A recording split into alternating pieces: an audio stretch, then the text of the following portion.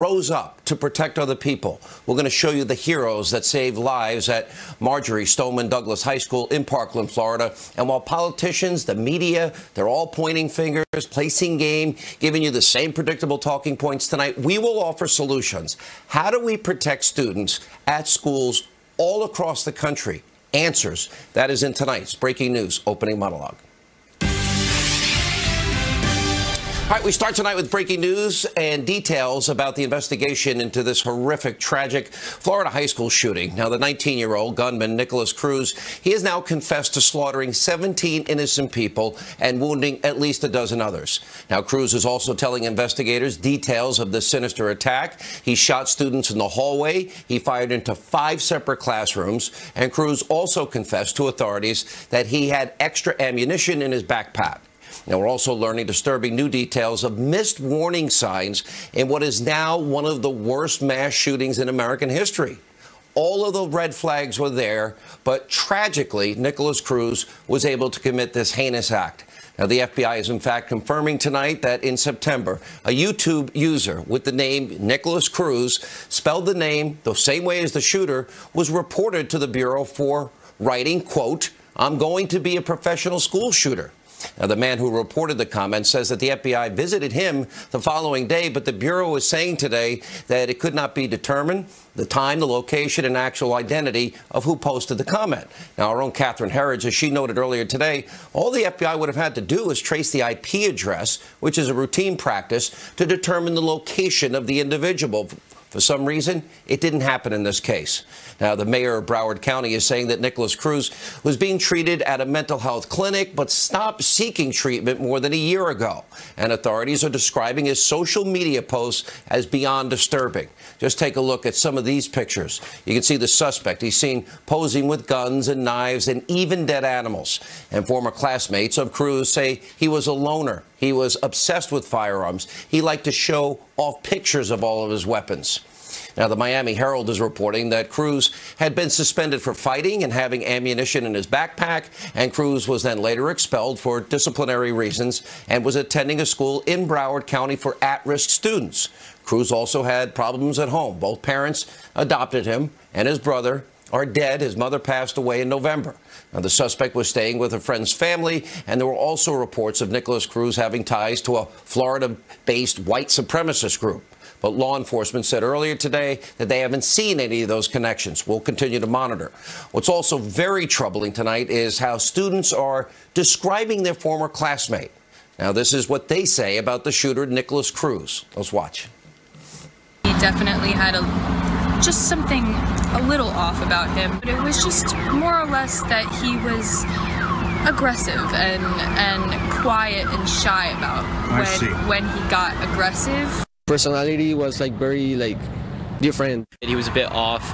He would curse randomly in the middle of lunch.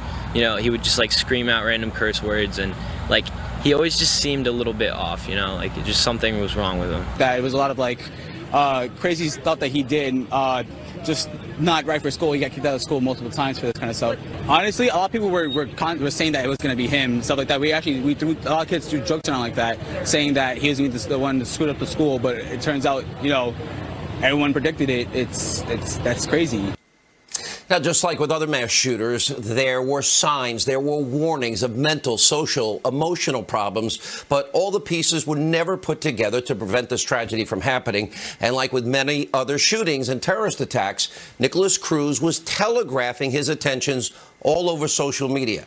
Now, aside from the obvious fact that anyone that would commit. During an address to the nation earlier today, the president offered his deepest condolences, and he highlighted this issue of mental health. Let's take a look. We comfort the grieving and the wounded. And we hurt for the entire community of Parkland, Florida, that is now in shock and pain and searching for answers. To law enforcement, first responders, and teachers who responded so bravely in the face of danger, we thank you for your courage. We are committed to working with state and local leaders to help secure our schools and tackle the difficult issue of mental health. Later this month, I will be meeting with the nation's governors and attorney generals, where making our schools and our children safer will be our top priority. It is not enough to simply take actions that make us feel like we are making a difference. We must actually make that difference. Profound words from the president saying it's not enough to feel better, it's got to make a difference. Now, the president is planning to visit Parkland, Florida, and offer comfort and support to the community. Details have not yet been finalized. Also, predictably, within hours, Democrats, the liberal media, they race as they always do to politicize a tragedy and try to blame, believe it or not, President Trump and Republicans. Let's take a look. Step up, be a man, and talk about it, and stop thinking about the NRA and your next campaign donation. Just stop. Everyone knows what you're doing, and it's time. That does it for us this morning. Stephanie Rule picks up the coverage right now. Thanks so much, Mika. Thanks, Joe. And to Marco Rubio, you don't have to step up and be a man. Step up and be a human. Words of consolation, talk about mental health, are simply not enough. They must be followed by real action. The president has to lead or get out of the way. The people have got to say enough is enough. We're not continuing with all these massacres. And we've got to have the representatives of the people in the halls of government respond to that. This has happened with Republican administrations, under Democratic administrations, but what you see there, it's shameful, it's disgusting, but it's not surprising because it's so predictable. It happens every single time there is a shooting. Hollywood celebrities, they were also quick to post their hateful messages, of course, aimed at the president, Republicans on Twitter. Let's start with Chelsea Handler tweeting, quote, "We have to elect candidates that are not funded by the NRA in November. We have an opportunity to elect candidates who won't allow kids to go to school and get shot. It's disgusting how many times this has happened, and Republicans do nothing. You all have blood on your hands." Bette Midler, another school shooting, this in Florida. Congrats to the spineless cowards who do nothing to help us stem this horrific epidemic in Congress. And Director Adam McKay posted, "Normal person, oh my God, kids are being killed in schools, churches, concerts. Let's do something. Republican congressman, kids are being killed in schools and churches and concerts. Let's not do one single thing. Hashtag blood on your hands at GOP and at NRA." Author Stephen King writes, Broward school shooting. There will be prayers from Blabbermouth Don, Pence, and the Grinch, and their right-wing cohorts. There will be no call for any sort of sane gun regulations. Now, that, sadly, is the left solution every single time this happens. They rush to judgment, they want to point fingers and blame, and use all kinds of vicious, horrific rhetoric. It never accomplishes anything. Now, they shouldn't be what these tragedies are about here. You have people rolling out the same old, tired talking points and political arguments. You know, liberals, they start blaming the weapon that the shooter used, in this case an AR-15. But if they want to ban AR-15s and these madmen, they will use something else. We saw that at Virginia Tech, where a gunman used a pistol and killed 32 people. Look, let's get to solutions tonight. I have been in radio for 30 years of my life. This is my 23rd year at the Fox News Channel. I know all of the talking points, and I know it's all just noise, and it's not going to solve the problem. Here's a simple truth. You're not going to change people's minds with a political debate, especially as it relates to the Second Amendment. I am a strong supporter of the Second Amendment. My mind's not going to be changed. I've thought this through all these years in my life, and I doubt I can change the minds of any of these Hollywood liberals and the anti-Second Amendment crowd. The problem this country is facing right now is school safety. Now, we can keep repeating the same talking points and talking over each other again and again and again after something like this happens, or maybe it's trying to actually find a solution to this problem. The children of this country deserve to be protected.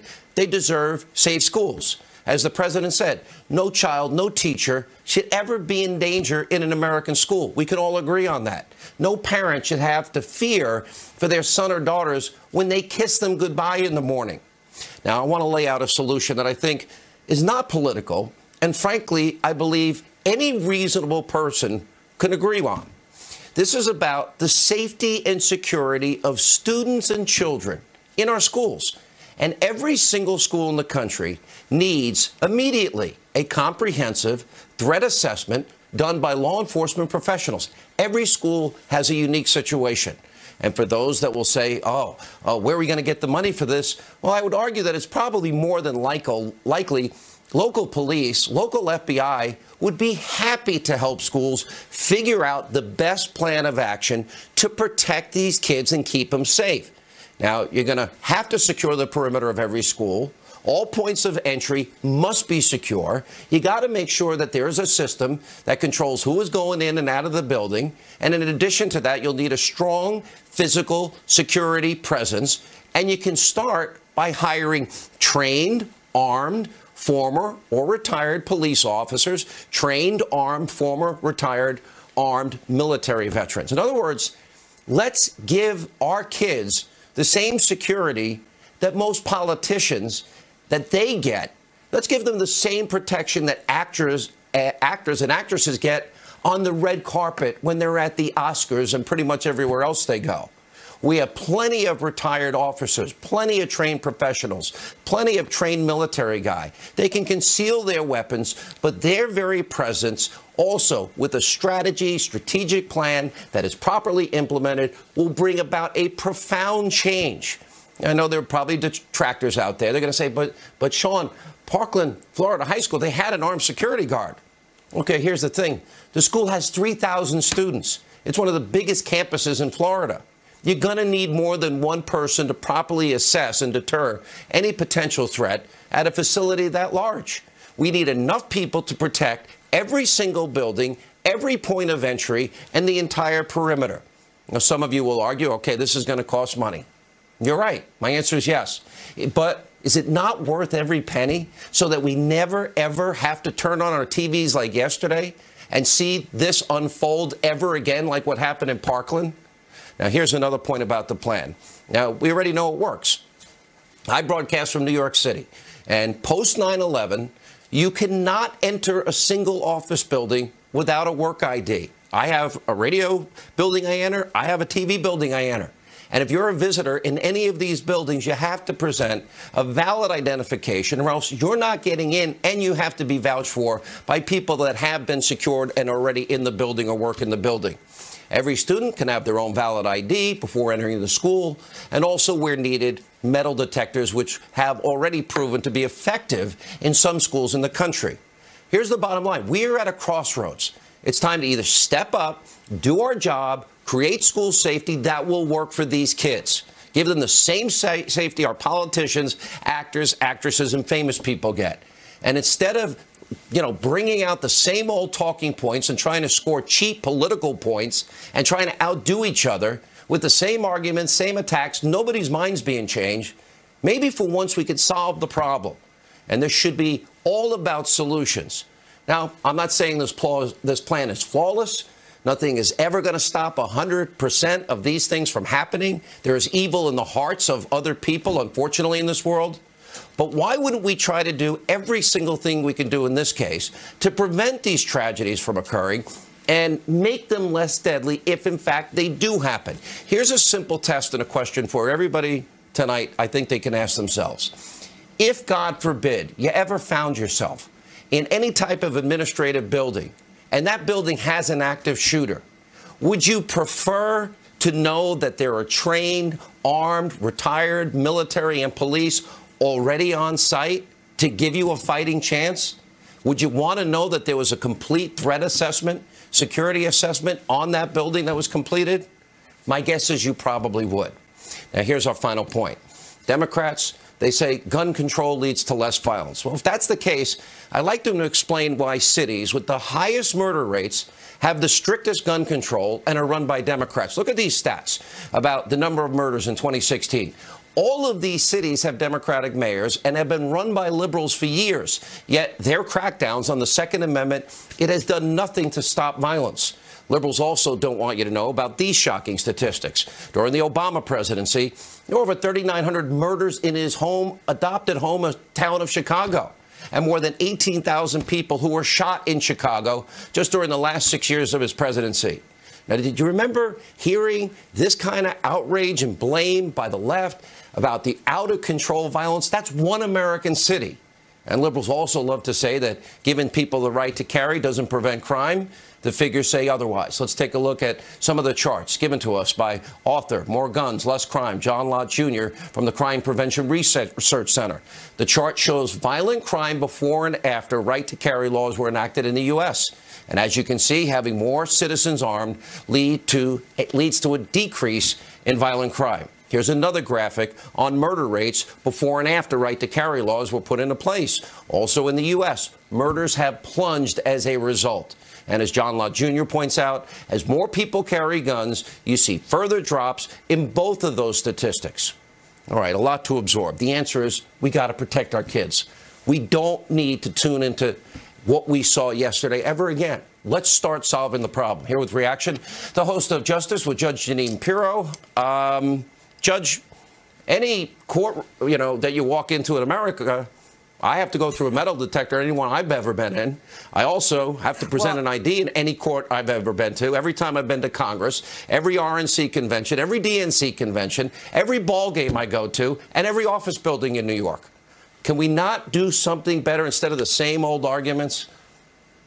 Well, Sean, you're so right. And what you said certainly rang true to me, where whenever something like this happens, we go to the old argument. The Second Amendment people say, the right of the individual to possess a bear arm shall not be infringed. And then on the left, they say that guns kill people. I think shooters kill people. But let me start by saying, Sean, number one, that as a DA, I would often have to tell a parent that their child was a victim of a homicide. So my heart goes out to all of those parents and all of those people who knew the victims here. But we need to be very clear. This is not a political issue. This is not an issue about the left and the right and the NRA. Actually, I'm sick of hearing the NRA. And in the interest of full disclosure, let me say I have many guns. I have long guns. I have handguns. But this is really about the individual. And in this case, an individual who not only threatened and posted himself on YouTube as someone who wanted to be a professional school shooter, but that individual had been expelled from school. He had all kinds of personal problems, and yet he was able to purchase a gun. Why was he able to purchase a gun? Because background checks, to be honest with you, are a joke in the sense that if you're on psychotropic drugs, if you've been in a mental institution, HIPAA law protects us, and I used to sign pistol permits all the time as a judge. It prevents us, the HIPAA laws, from finding out what your mental history is. So all the wackadoos from Adam Lanza and all the school shooters, Aurora, Columbine, they can get a gun with no problem, although some of them got them from their parents. But that's not the point. You are absolutely right. We need to protect kids, and that means we've got to have metal detectors. We've got to have experienced cops. I don't care if they're retired or they're still cops working in the schools. And we've got to be able to have perimeter controls. We've got to have teachers who can carry a weapon and react to this kind of nonsense, because our kids deserve our protection, Sean. Look, I'm not saying it's good. I know schools that right now, if you're a parent, there's only one door you're getting in, that they do have security at these schools. There's only one door. And even if they know you, I've gone into schools where, hi, Mr. Hannity, I need your ID. First thing they would say. Yeah. And no exceptions. Sean, you can do that at a building in New York City. They'll say, hi, Judge Jeanine. Do you have your ID? Wait a minute. We're in New York City. You know who I am. But I agree with you, Sean. What we had here, though, was a warning that we haven't had in other cases. And with all due respect to the FBI, if they deserve it, based on everything we're hearing about, I don't want to hear another FBI agent go up to a microphone and say, we had no further identifying information. Wait a minute. You're the FBI. Some guy did the right thing, and he called you, and he said, this kid is on YouTube saying I want to be a professional school shooter. How many people in this country have the name Nicholas Cruz? How many people in this country have the name Nicholas with a K? How many of them have bought a gun? If we learned anything from 9/11, it's that the federal agencies don't connect with each other. This kid, all the warnings were there. All they needed to do was connect the dots, and they didn't. No, I think, Judge, you couldn't say it any better. All right, we appreciate your insight, and we'll be watching you this weekend, and you're in for me tomorrow night, and people will be watching. Thanks, Judge. When we come back, President Trump, we have a lot of breaking news, vowing tough action on mental health following the shooting massacre in Florida. Ed Henry has details and so many more angles, and we'll introduce you to the heroes from yesterday. Straight ahead. Door and let us in. I had thought he was behind me. This is Mr. Beagle. But he wasn't. What happened?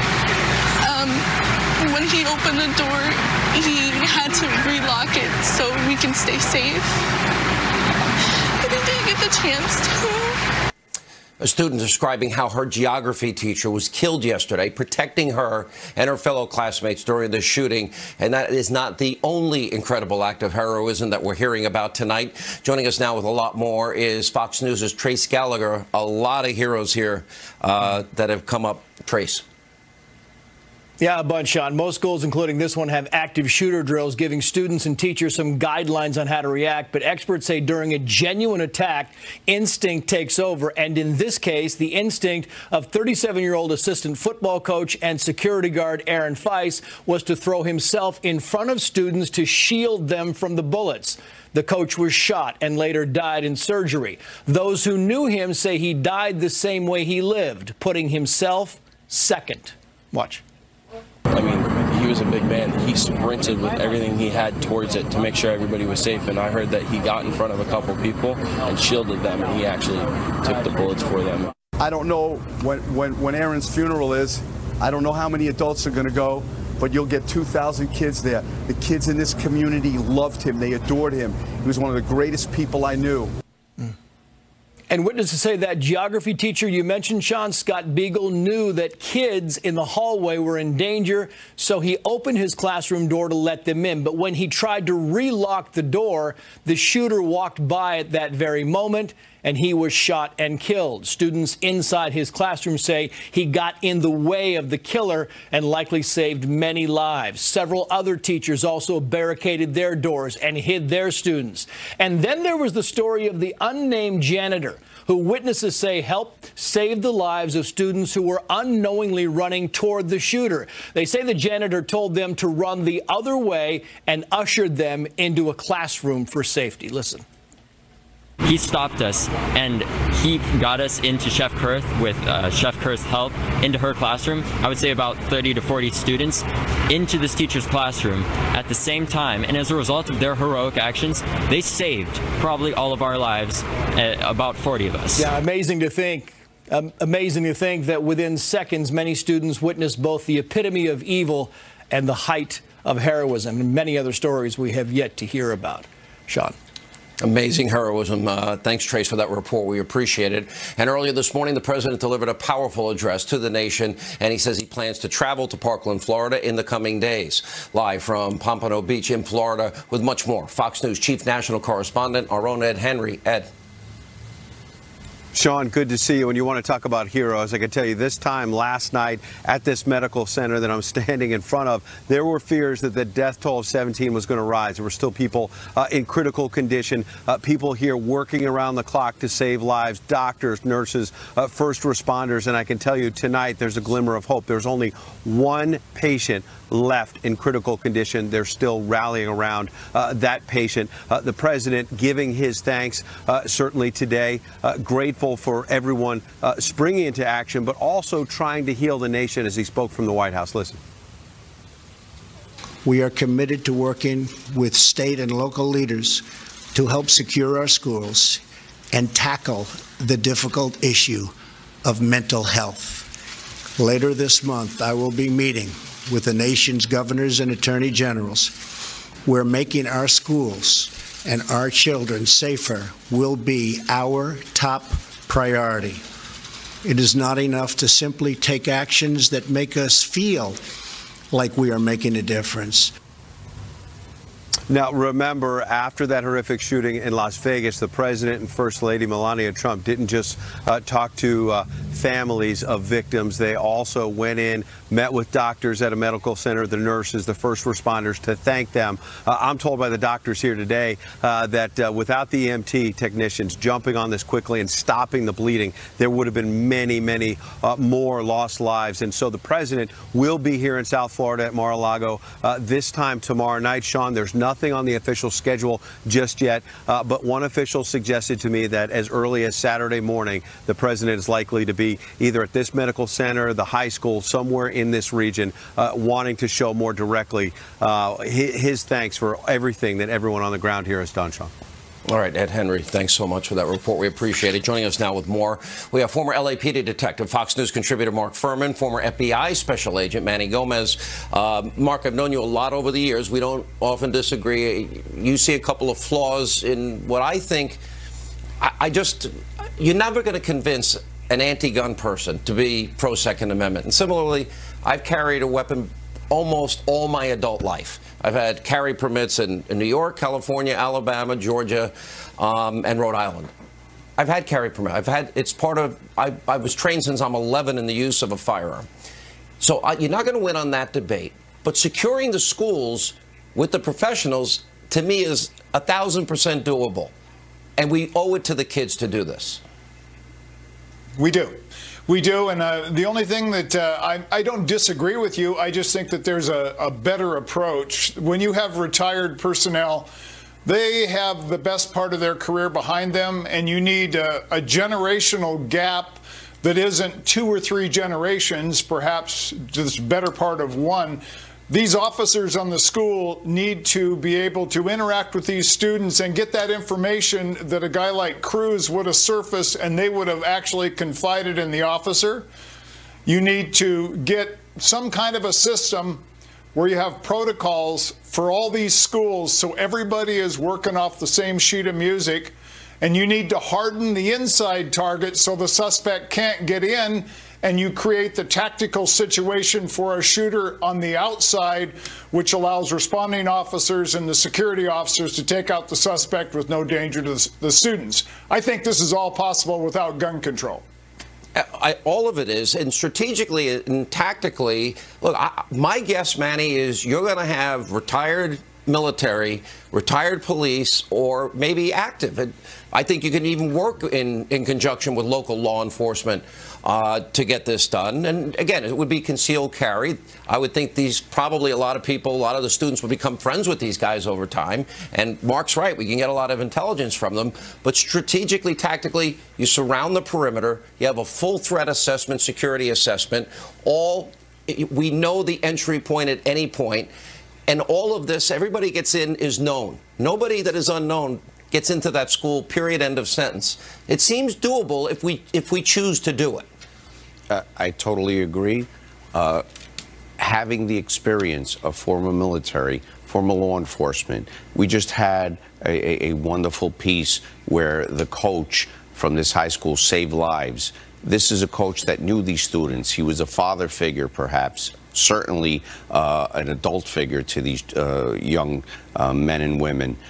That's what we need. We need people that these young people will respect, look up to if they have problems, whether it's a active shooter situation or on a more day-to-day basis, a drug condition, a criminal condition, a bullying condition. They will go up to these former law enforcement, former military role models and be able to discuss with them what they could do to help the situation. So it'll be a win-win-win on a daily basis. That's Mark, you said right. something. If they're there every day, look, I was a kid smoking in the bathroom. I got to know the janitors, everybody, because they wouldn't rat me out for when I was young and stupid. But in all seriousness, they're going to get to know these kids. Those kids are going to open up to them. And all the things we've heard that the kids are now saying post this shooting, these guys will have heard earlier. And they have the training and the knowledge and how to intervene in a situation like that. Agreed. No, I agree, Sean. When you have somebody that's inside a system like a school, you have to not only have security, you have to be able to have investigative skills to be able to very effectively and sometimes under the radar investigate some of these problems that you see or that are reported to you. But just remember that all security, from the protection of the president to anything that the FBI does, the Israelis, anybody will tell you, security is a layered event. It's not just one. You have layers of security, so you always contemplate a failure of one or something that fails or something is taken out. You need a layer of security no matter what, and a school especially. All right, thank you both. If every American demands this in their district, we will have safer schools. 1,000% safer. All right, when we come back, we'll have a heated debate. Dan Bongino, Geraldo Rivera, who is down in Florida. As we continue, stay with us.